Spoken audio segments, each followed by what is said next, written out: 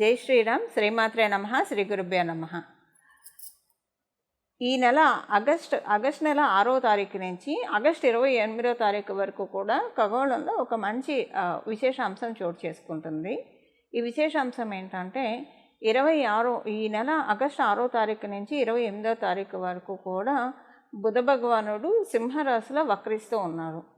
6వ తారీఖు 9 డిగ్రీల దగ్గర ఆయన వక్రగతి ప్రారంభమవుతుంది.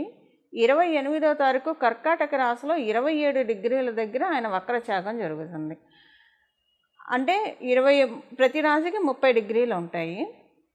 ఆయన వక్రగతిలో వెళ్తూ ఉన్నాడు కాబట్టి ఈ 9 డిగ్రీలు అంటే 9 డిగ్రీలు దాటుకొని అంటే ఇక్కడ డిసెండింగ్ ఆర్డర్లో వెళ్తుంది అనమాట. 9, 8, 7, 6, 5 ఇలా వెళ్తుంది. డిసెండింగ్ ఆర్డర్లో వెళ్ళి కర్కాటక రాశిలో రాశి మొత్తం మీద 30 డిగ్రీలు ఉంటాయి కదా. ఆ 30 డిగ్రీలు 30 డిగ్రీ, 29 డిగ్రీ, 28 డిగ్రీ, 27 డిగ్రీ దగ్గర ఒక సెకండ్స్ తోటి కొన్ని ఫ్రాక్షన్ ఆఫ్ సెకండ్స్ తోటి ఆయన వక్రచాగం జరుగుతూ ఉంది కర్కాటక రాశిలో.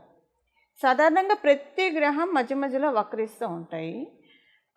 ఒక సూర్యనారాయణమూర్తి తప్ప సూర్యచంద్రులకి వక్రగమనం ఉండదు. రాహుకేతువులు ఎప్పుడూ కూడా వక్రగమనంలోనే ఉంటారు. ఇంకా మిగతా ఈ ప్లానెట్స్ అంటే కుజుడు కానివ్వండి, మంగళ్ కానివ్వండి, గురువు కానివ్వండి, శనైశ్వరుడు కానివ్వండి, అలాగే బుధదేవుడు కానివ్వండి, శుక్రుడు, ఈ ప్లానెట్స్ వక్రగతిలోకి వెళ్తూ ఉంటాయి మధ్య మధ్యలో. అయితే ఇప్పుడు ప్రతిసారి వెళ్తూ ఉన్నప్పుడు ఇంపాక్ట్ డెఫినెట్గా ఉంటుంది. ఇప్పుడు ఇంకా ఇంపాక్ట్ ఉంటుంది. దానికి కారణం ఏంటో ఇప్పుడు నేను ఒకసారి మీకు ఎక్స్ప్లెయిన్ చేస్తాను. మనకి శనైశ్వరుడు వక్రగతిలోనే ఉన్నాడు. ఇప్పుడు ప్రస్తుతం వక్రగతిలోనే శనైశ్వరుడు ఉన్నాడు. ఆయన కుంభరాశిలో ఉన్నాడు. బుధ భగవానుడు సింహరాశిలో నుంచి వక్రగతిలో ఉన్నాడు. కుంభరాశి, సింహరాశి ఈ రెండు సమసప్తకాలు అవుతాయి. కుంభరాశి నుంచి సింహరాశి 7వ స్థానం అవుతుంది. సింహరాశి నుంచి కుంభరాశి 7వ స్థానం అవుతుంది. వైస వర్స ఇది సమసప్తకాలు అవుతాయి. ఈ సమసప్తకాల్లో 2 గ్రహాలు వక్రించడము, ఒకటి శనైశ్వరుడికి, అందులో కుంభరాశి స్వక్షేత్రము, ఇక్కడ వక్రించడము డెఫినెట్గా ఇంపాక్ట్ ఉంటుంది. మామూలుగానే శశబుధ యోగం చాలా మంచి యోగము. ఇప్పుడు ఖగోళంలో ఇది వక్రించి ఏర్పడుతూ ఉంది ఈ శశబుధ యోగం. సాధారణంగా శశబుధ యోగం ఏంటంటే డబ్బుల్ని ఇస్తుంది. కానీ ఈ డబ్బులు ఏంటంటే మనము చక్కగా ఒక సిస్టమేటిక్గా ఒక క్రమశిక్షణతోటి, ఆర్థిక క్రమశిక్షణతోటి, ఫైనాన్షియల్ డిసిప్లిన్ తోటి మనం డబ్బుల్ని దాచుకోవడానికి కానివ్వండి, ఇన్వెస్ట్మెంట్ చేసుకోవడానికి కానివ్వండి, వచ్చిన ప్రతి రూపాయి, మన పాకెట్లో పడిన ప్రతి రూపాయి కూడా మనం చాలా చక్కగా బాగా యూటిలైజ్ చేసుకుంటాం. అంటే శశబుధ యోగం ఎవరికైతే ఉంటుందో జన్మజాతకంలో వాళ్ళకున్న ఫైనాన్షియల్ డిసిప్లిన్ ఇంకెవ్వరికి ఉండదని చెప్పాలి. వాళ్ళని చూసి అందరూ ముచ్చటపడి డబ్బులు ఇలాగ సేవ్ చేసుకోవాలా, ఎంత సంపాదించామో ఇవన్నీ పక్కన పెడితే అసలు ఆర్థిక క్రమశిక్షణ లేకపోతే డబ్బులు ఎంత వచ్చినా ఉపయోగం ఏముంటుంది? ఈ ఆర్థిక క్రమశిక్షణని శశబుధ యోగం ప్రతి ఒక్కరికి కలిగిస్తుంది. శనైశ్వరుడు ప్రతి విషయంలో క్రమశిక్షణ ఇస్తాడు. బుధుడితో కూడితే కనుక ఆయన ఆర్థిక క్రమశిక్షణని ప్రతి ఒక్కరికి కలగజేస్తారు. ఇప్పుడు వీళ్ళిద్దరూ కూడా వక్రగతిలోకి వెళ్ళారు. వక్రగతిలో కంటే ఇది ఎలా ఉంటుందంటే, ఇప్పుడు ఒక స్కూల్లో ఒక టీచరు క్లాసులో లెసన్స్ చెప్తూ ఉన్నారు. లెసన్స్ చెప్తూ మధ్యలో ఆవిడకి కావచ్చు, లేదా చెప్పే అధ్యాపకులకు కావచ్చు, ఏదైనా ఫోన్ కాల్ వస్తే లేదా ఎవరన్నా పిలిస్తే బయటికి వెళ్తారు అనుకోండి. అప్పుడు పిల్లలు ఒక్కసారిగా కేరింతలు కొట్టి అరిచి చాలా క్రౌడీగా నాయిసీగా ఉంటుంది క్లాస్ రూమ్ అంతా. ఇది ఒకటి. ఇది ఏంటంటే అక్కడ తప్పక ఆవిడ బయటికి వెళ్ళింది కాబట్టి, ఆవిడ కావచ్చు లేదా అధ్యాపకుల వారు కావచ్చు. ఒక్కొక్కసారి ఏముంటుందంటే లీజర్ పీరియడ్ అని ఉంటుంది. సో అధ్యాపకులే వదిలేస్తారు ఫ్రీగా, కాసేపు ఒక 1 పీరియడ్ వరకు ఆడుకోండి అని చెప్పేసి. అంటే ఇప్పుడు లీజర్ పీరియడ్స్ ఉన్నాయో లేవో తెలియదు, కానీ మా చిన్నప్పుడైతే లీజర్ పీరియడ్ ఒకటి ఉండేది డెఫినెట్గా. సో అలా వదిలేసేవాళ్ళు, ఒక పీరియడ్ వరకు వదిలేసేవాళ్ళు. అంటే వాళ్ళు వదిలేస్తారు అలాగా.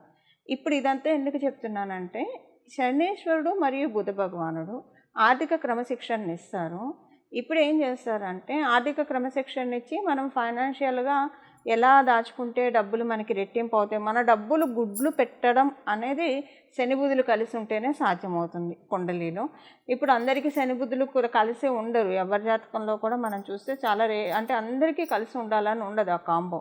కలిసి ఉన్న వాళ్ళకి డెఫినెట్గా వాళ్ళు చిన్నప్పటి నుంచే ఇన్వెస్ట్మెంట్స్ స్టార్ట్ చేస్తారు, సేవింగ్స్ చాలా పక్కాగా వెళ్తారు. వాళ్ళ దగ్గర ₹1,00,000 వస్తే దాన్ని ఎలాగ 10 లక్షలు చేయాలి, ఎలాగ 50 లక్షలు చేయాలి, మంచి క్లారిటీ, మంచి విజన్ వాళ్ళ దగ్గర ఉంటుంది. అండ్ అకార్డింగ్గా వెళ్తుంది వాళ్ళకి. అంటే విజన్ అందరికీ ఉంటుంది, బట్ అదేంటి, అది మనకి అనుకున్నట్లు ఫామ్గా సిస్టమేటిక్గా వెళ్ళడం అందరికీ సాధ్యం కాదు, కొంతమందికే సాధ్యం అవుతుంది. మనం డే టు డే లైఫ్లో చూస్తూ ఉంటాం కదా. ఈ శశబుధ యోగం అది కలగజేస్తుంది, అది ఒక లెక్క. అయితే ఇప్పుడు ఏంటి, వాళ్ళిద్దరూ వక్రించారు.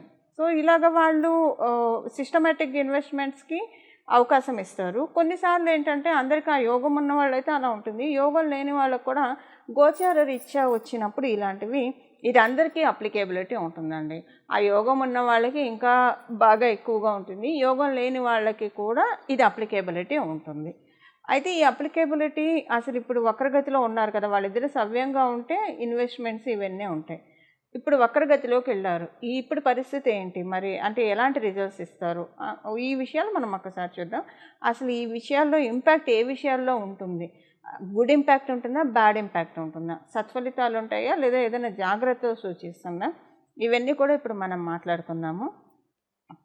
ఈ ఈ ఈ ఇది ఈ కాంబో ఏ రాశుల వాళ్ళకి, ఇప్పుడు ఈ వక్రగతి అనేది ఏ రాశుల వాళ్ళకి ది బెస్ట్గా వర్కౌట్ అవుతుందో మనం ఒకసారి చూద్దాం. అన్ని రాశుల వాళ్ళకి ది బెస్టే ఉంటుంది. అంటే అసలు ఈ వక్రగతిలోకి వెళ్ళడం వల్ల ఇప్పుడు ఎవరైనా ఎవరైనా సరేనండి, మనలో అందరం కూడా ఏదన్నా ఖర్చు చేద్దాము అని అనుకుంటే, అది ఒక మంచి చదువు చదివించడానికి కావచ్చు మన పిల్లలకి, లేదా మనం ఒక మంచి అసెట్ కొనుక్కోవడానికి కావచ్చు, లేదా ఏదైనా ఒక మంచి పని కోసం ఖర్చు పెట్టడానికి డబ్బులు సమకూరక, లేదంటే ఏదైనా ఒక డబ్బులు సమకూరక ఏదైనా పనులు పెండింగ్ ఉంటే కనుక అవి రిలీజ్ చేస్తుంది శనైశ్వరుడు బుధ భగవానుడు వక్రగతిలోకి వెళ్ళడం వల్ల. సో దట్ ఏంటంటే అందరికీ కూడా వాళ్ళకి ఏవైతే అవసరమైన ఖర్చులు ఉన్నాయో అవన్నీ కూడా స్తంభనగా ఉన్నవన్నీ ఒక్కసారిగా రిలీజ్ అయిపోతాయి ప్రతి ఒక్కళ్ళకి. కానీ ఈ పరిహారం మనం చివరిలో తెలుసుకోబోయే పరిహారం చేసుకోవడం వల్ల రిలీజ్ అవుతాయి. పరిహారం చేసుకోకపోయినా రిలీజ్ అవుతాయి, అంటే ఆర్థిక స్తంభన నుంచి బయటకు వస్తారు. బట్ పరిహారం చేసుకుంటే ఇంకా ఎక్కువగా ఇది అప్లికేబిలిటీ ఉంటుంది. ఈ ఆర్థిక అంటే యాక్చువల్గా ఈ వక్రగతి ఒక్కొక్క రాశిలో, ఇప్పుడు ఇదే సమసప్తకం కనుక కర్కాటకం మకరంలో పడినా, లేదా మీనరాశి కన్యారాశిలో పడినా, మిగతా రాశుల్లో పడితే ఒక్కొక్క రకంగా ఇంపాక్ట్ ఉంటుంది, ప్రతి రాశిలో ఇదే ఇంపాక్ట్ ఉండదు. ఇప్పుడు ఈ వక్రగతి పడింది సింహరాశిలో ఉంటేనే సూర్యనారాయణమూర్తి కింగ్. సో ఎప్పుడైనా ఒక కింగ్ ఇంటెన్షన్ ఏముంటుంది, ఆ రాశితత్వం ఏముంటుంది, ఒక కింగ్ ఇంటెన్షన్ ఏముంటుంది, కంపాషనేట్గా ఉంటుంది, అంటే దయ ఎక్కువగా ఉంటుంది. అందుకే సూర్యబలం ఉన్న వాళ్ళకి చాలా దయగల హృదయం గల వాళ్ళు ఉంటారు. అవతల వాళ్ళ కష్టాన్ని వాళ్ళ కష్టాలుగా వాళ్ళు ఫీల్ అయిపోతారు, ఎందుకంటే ఆత్మకారకుడు కాబట్టి ప్రతి సోల్లో ఉన్నది జీవాత్మే అన్న విషయము వాళ్ళకి ఎరుక బాగా ఉంటుంది. సింహరాశి వాళ్ళకి కూడా బేసిక్గా ఈ తత్వం ఉంటుంది. సూర్యనారాయణమూర్తి ఆత్మకారకుడుగా ఉన్న వాళ్ళకి ఈ తత్వం ఉంటుంది, లేదా వాళ్ళ జన్మజాతకంలో సూర్యనారాయణమూర్తి బలం ఎక్కువగా ఉన్న వాళ్ళకి కూడా ఇది ఎక్కువగా ఉంటుంది. ఎప్పుడు వాళ్ళ సైడ్ నుంచి అని కాకుండా అందరి సైడ్ నుంచి ఆలోచిస్తారు, అది ఆ క్వాలిటీ సింహరాశిలో ఉంటుంది. ఇప్పుడు ఈ విషయం ఎందుకు చెప్తున్నానంటే, ఈ క్వాలిటీ సింహరాశిలో ఉంది కాబట్టి బుధ భగవానుడు ఇక్కడ వక్రిస్తున్నాడు, శనైశ్వరుడు ఆల్రెడీ సప్తమ స్థానంలో వక్రిస్తూ ఉన్నాడు కాబట్టి ఎవరెవరైతే ఆర్థికంగా స్తంభించిపోయి ఉన్నారో వాళ్ళందరికీ రిలీజ్ చేయడానికే, ఆర్థిక స్తంభన నుంచి రిలీజ్ చేయడానికే ఇప్పుడు గోచారంలో ఈ ట్రాన్సిట్ చోటు చేసుకుంటూ ఉంది, అంటే ఈ వక్రగతి అనేది చోటు చేసుకుంటూ ఉంది. ఇది ద్వాదశ రాశుల వాళ్ళకి ఏ విషయాల్లో, ఇది కేవలంగా ఫైనాన్షియల్ మ్యాటర్స్లోనే, ఇంకా రిలేషన్స్ విషయంలో, ఈ రెండిట్లో ఇది వర్కౌట్ అవుతుంది. ఏ విషయాల్లో ఉంటుందనేది చెప్దాం. అయితే ఈ వక్రగతి కొన్ని రాశుల వాళ్ళకి ఇంకా కొంచెం ఎక్కువగా ఉంటుంది, అది ఎవరికో మొదట మనం చెప్పుకుందాము. కర్కాటక రాశి వాళ్ళకి ఇది బాగా చాలా బాగా యోగిస్తుంది. అలాగే సింహరాశి వాళ్ళకి ఇది చాలా బాగా యోగాన్ని ఇస్తుంది. మకర కుంభరాశుల వాళ్ళకి ఇది మంచి యోగాన్ని, ధనుర్మీన రాశుల వాళ్ళకి ఇది చాలా మంచి యోగాన్ని కలగజేస్తుంది. అయితే మిగతా రాశుల వాళ్ళకి లేవా అండి అంటే, మిగతా రాశుల వాళ్ళకి కూడా డెఫినెట్గా ఉంటాయి. బట్ ఈ రాశుల వాడికి కొంచెం ఎక్కువగా ఉంటుంది. ఎందుకంటే బుధ భగవానుడు కర్కాటక రాశికి పూర్తిగా అనుకూలం కాదు. అందుకని ఇప్పుడు కర్కాటక రాశి వాళ్ళకి అనుకూలంగా ఉంటుంది. అలాగే సింహరాశి వాళ్ళకి జరుగుతున్నది సింహరాశిలో కాబట్టి సింహరాశి. మకర కుంభం ఎందుకంటే ఇక్కడ సప్తమ స్థానం కుంభరాశి అయింది. కుంభరాశిలో శనీశ్వరుడు వక్రగతిలో ఉండి మకర రాశిలోకే కదా ఆయన వెళ్ళేది. అందుకని వాళ్ళిద్దరికి. ధనుర్ మీన రాశుల వాళ్ళకి డెఫినెట్గా కేంద్రాధిపత్యం దోషాన్ని కలిగి ఉంటాడు బుధ భగవానుడు ఈ రాశుల వాళ్ళకి, ఈ లగ్నాల వాళ్ళకి. ఇప్పుడు ఏంటంటే ఆ దోషం కాస్త యోగంగా పరిణమిల్లుతుంది. అందుకని ఈ రాశుల వాళ్ళకి కొంచెం ప్రత్యేకం. బట్ అందరికీ కూడా ఇది ప్రత్యేక అంశం. మిగతా రాశుల వాళ్ళకి కాదు అంటానికి లేదు. ఎందుకంటే డెస్టినీ ఎప్పుడైనా మనకి ఇవ్వాలంటే పక్షపాతం అస్సలు ఉండదు. కతే ఏది కూడా మనకి ఈ సృష్టిలో ఏ విషయం కూడా అయాచితంగా రాదు. అయాచితం అంటే ఫ్రీ ఆఫ్ కాస్ట్తో ఏది రాదు. ఫ్రీ ఆఫ్ కాస్ట్తో వచ్చింది ఏది కూడా మనకి అంత సత్ఫలితాలను కూడా ఇవ్వదు. అందుకే విద్య నేర్పిన గురువుకు కూడా మనం గురుదక్షిణ చెల్లిస్తాం. ఎందుకంటే దక్షిణ లేని విద్య ఫలించదు కాబట్టి. సో అందుకని ఏది కూడా మనకి ఫ్రీ ఆఫ్ కాస్ట్తో రాదు. దానికి మనం కొంత మూల్యం చెల్లించాలి. ఆ మూల్యం ఏంటంటే పరిహారం. ఆ పరిహారం ఏం చూసుకోవాలనేది మనం ఈ వీడియో చివరిలో మనం తెలుసుకుందాము. అన్ని రాశుల వాళ్ళకి ఏ ఏ విషయాల్లో ప్లస్గా ఉంటుంది ఒక 2-3 పాయింట్స్లో మనం ఈ ట్రాన్సిట్ గురించి ఒకసారి అన్ని రాశుల వాళ్ళకి ఎలా ఉంటుంది అనేది మనం ఒకసారి డీటెయిల్డ్గా వెళ్దాం. మీనరాశిలో పుట్టిన వాళ్ళకి ఇది మీ ఆలోచనలకి మంచి తోడ్పాటునిస్తుంది. ఫైనాన్షియల్ ప్రోగ్రెషన్కి చాలా మంచి తోడ్పాటునిస్తుంది. ఫైనాన్షియల్ ప్రోగ్రెషన్ డెఫినెట్గా ఉంటుంది. ఫైనాన్షియల్ ప్రోగ్రెషన్ ఎలా మీరు అనుకున్న నిర్ణయాలు మీరు అంటే మీ ఆలోచనలు అన్నీ కూడా మేనిఫెస్ట్ అవుతాయండి. ఫైనాన్షియల్కి సంబంధించిన ఆలోచనలన్నీ కూడా ధర్మబద్ధమైనవన్నీ కూడా చక్కగా 1 by 1 రూట్ అవుతామని మీరు చూస్తారు. పిల్లలకి మంచి శుభ సమయం. అసలు విద్యార్థులు మీనరాశిలో ఉంటే కనుక వాళ్ళ పేరెంట్స్కి మంచి శుభ సమయం. అంటే ఫైనాన్షియల్ మ్యాటర్స్లో అంతా కూడా చాలా చక్కగా మేనిఫెస్ట్ అవుతాయి. ఫైనాన్షియల్ మ్యాటర్స్లో మంచి లైఫ్ స్టైల్ అంటే మీనరాశిలో సింపుల్గా చెప్పాలంటే మీనరాశిలో పుట్టిన వాళ్ళందరికీ కూడా ఇన్కమ్ స్టాండర్డ్ చాలా బాగా రైజ్ అవుతుంది. క్వాలిటీ ఆఫ్ లైఫ్ బాగా పెరుగుతుంది. లైఫ్ స్టాండర్డ్స్ కూడా చక్కగా మారిపోతాయి. అంటే చాలా మంచి ఫలితాలు మీనరాశిలో పుట్టిన వాళ్ళు అందుకోబోతూ ఉన్నారు. దీనికి ఏం రెమెడీ చేసుకోవాలో ఇప్పుడు చూడండి. ఒకవేళ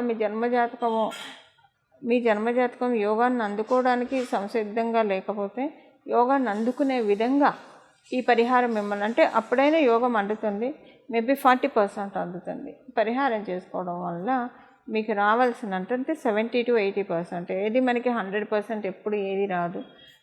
30% మనం వదిలేయాల్సిందే కలిపురుషుడికి. మిగతా 70% తీసుకోవడానికి యోగ్యంగా ఉంటుంది మీనరాశిలో పుట్టిన వాళ్ళకి. ఇప్పుడు చెప్పబోయే పరిహారం చేసుకోవడం వల్ల ఇప్పుడు ఏం పరిహారం చేసుకుంటే ఈ శిషబుధ యోగం వక్రగతిలో ఉన్న ఈ శిషబుధ యోగం ద్వాదశ రాశుల వాళ్ళకి ఫైనాన్షియల్ మ్యాటర్స్లో బాగా రిలీజ్ అవుతాయో అంటే ఫైనాన్షియల్ మ్యాటర్స్లో అనుకూలతలు ఉంటాయో అది ఇప్పుడు చూద్దాం. అయితే అసలు పరిహారం చేసుకోకపోతే ఏమవుతుందండి? పరిహారం చేసుకోకపోతే యోగం రిలీజ్ కాదా అన్న సందేహం తలెత్తవచ్చు కొంతమందికి. దానికి ఒకసారి మనం మాట్లాడుకుందాం. ఇప్పుడు పరిహారం చేసుకోకపోయినా వచ్చేదే. కాకపోతే పరిహారం చేసుకుంటే మీకు అంతా కూడా చాలా ప్రశాంతంగా వస్తుంది. అంటే రావాల్సినవన్నీ కూడా మనకి రావాల్సినవన్నీ ప్రశాంతంగా వస్తాయి. పరిహారం చేసుకోకపోతే అంతా ఏమవుతుందంటే వచ్చేదే కానివ్వండి ఏడిపించి ఇస్తారు. అంతకుమించి ఏం లేదండి.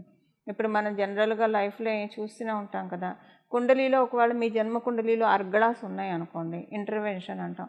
ఈ అర్గళాస్ ఉంటే ఏమవుతుందంటే ఏ యోగం అనుభవించజేయను. అంటే ఇది ఒక సామెత మీకు తెలిసే ఉంటుంది, గడ్డివామ దగ్గర కుక్క అన్న సామెత చందాన. ఏ యోగం మీకు అనుభవ యోగ్యంలోకి రానికుండా అడ్డుపడుతూ ఉంటాయి.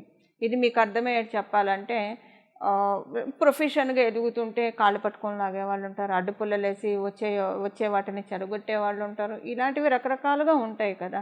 ఇవన్నీ కాకుండా ఇప్పుడు అదృష్టవంతులను ఎవరు చేర్చలేరు, దురదృష్టవంతులను ఎవరు బాగు చేయలేరు. ఇది మనందరికీ తెలిసిన సత్యమే. సో అదృష్టవంతులకైతే అసలు బాధే లేదు. ఎన్ని ఆటంకాలు వచ్చినా వాళ్ళు దృఢ సంకల్పంతో వాటన్నిటిని అధిగమించుకుంటూ వెళ్ళిపోతారు.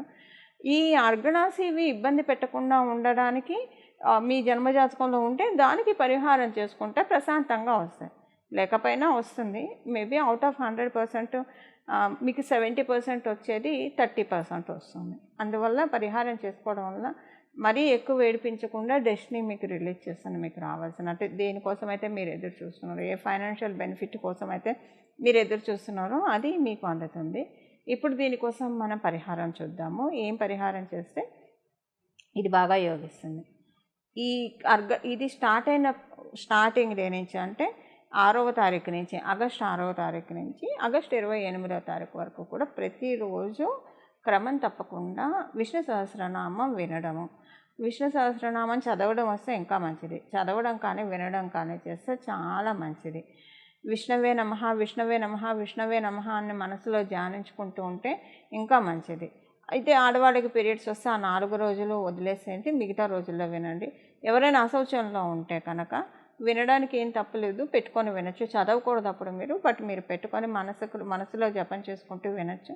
లేదా మీకు వినడం కూడా ఎందుకు అని అనుకుంటే విష్ణవే నమః విష్ణవే నమః విష్ణవే నమః అని ఈ నామాన్ని జపించుకోవచ్చు. సర్వకాల సర్వావస్థల్లో భగవంతుడి నామాన్ని జపించడానికి మనం ఏ అవస్థలో ఉన్నాము, ఏ కాలంలో ఉన్నాం, ఏ సమయంలో ఉన్నాం ఏమీ ఇది లేదంటే మీరు అశౌచంలో ఉన్నారా, పీరియడ్లో ఉన్నారా, లేదా బాత్రూమ్కి వెళ్ళొచ్చారా, లేదా ఎక్కడన్నా వేరే వేరే ప్రదేశాల్లో ఉన్నారా, ఇలాంటివి ఏమీ కౌంట్ రావు. సర్వకాల సర్వావస్థలో భగవంతుడి నామాన్ని జపించుకునే భాగ్యాన్ని కలియుగంలో మనకి పెరుమాళ్ళు ప్రసాదించారు. అందువల్ల విష్ణవే నమః అని అనుకుంటూ ఉన్నా కూడా సరిపోతుంది.